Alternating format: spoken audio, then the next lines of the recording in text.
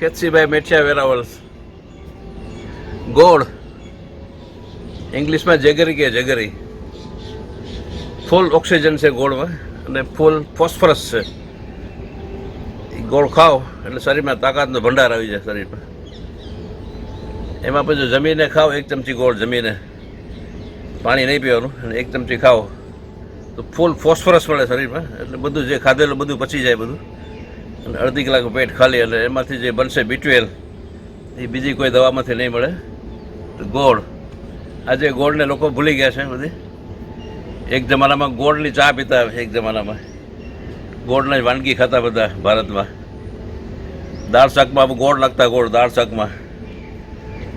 એ જમાનામાં ઇંગ્લિશ લોકોએ કીધું કે આ ગોળનું આ બધું ના હાલે આપણે ગોળનું, એટલે એમાંથી શોધ કરી એ લોકોએ ખાંડ બનાવી નાખી. ખાંડ, ગોળનું રૂપાંતરણ કરીને ખાંડ બનાવી નાખી એ લોકોએ. એમાં ભારતવાળાને રસ લાગ્યો એટલે એ ભારતવાળા શરૂ કરી નાખ્યા ખાંડના કારખાના. અને જ્યારથી ખાંડ આવી ગઈ આ દેશમાં ત્યારથી ડાયાબિટીસનો ઘરોઘર જન્મ થયો. એમાં બુદ્ધિશાળી ડૉક્ટરો હતા એ જમાનામાં, તો ડાયાબિટીસને કંટ્રોલ કરી નાખ્યો એ લોકોએ. પણ આજની તારીખ સુધી ડાયાબિટીસને નાબૂદ નથી કરી શકતા. ડૉક્ટરને ફરજિયાત કહેવું પડે દર્દીને કે આ દવા તારે જિંદગી પર ખાવી પડશે તારે. આ ડાયાબિટીસનું ભોગ માણસો બને છે આજે. એટલે આ તકે ફરી રિટર્ન થવા માટે એને આહ્વાન કરું છું, ફરી રિટર્ન થાવ. ગોળના માધ્યમમાં આવી જાઓ, ગોળના માધ્યમમાં, દેશી ગોળ. અમુક કોલ્હાપુરવાળા હોશિયાર નીકળી ગયા એમાં, કોલ્હાપુરવાળા બધા.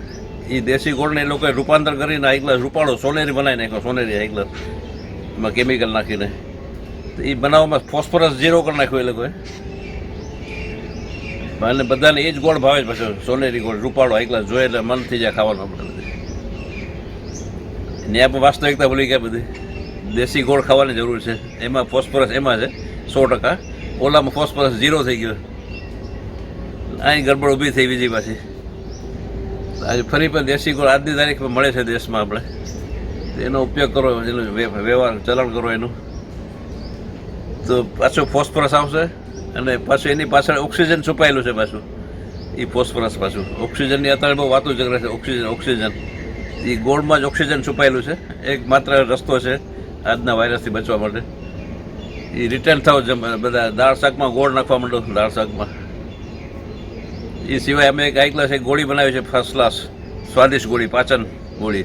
એમાં ગોળની સાથે એલચી જાયફળ નાખીને હાઈ ક્લાસ ઘરના રસોડાની આઈટમ મસાલા નાખીને બનાવી નાખી, સ્વાદિષ્ટ ગોળી બનાવી નાખી છે.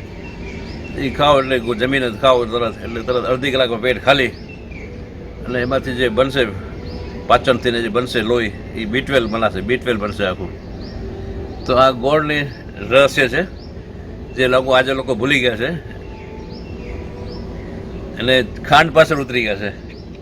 ખાંડમાં પણ વિદેશી લોકો, આજે આપણે ભારતમાં જ આપણે ડાયાબિટીસનું પ્રમાણ વધારે છે.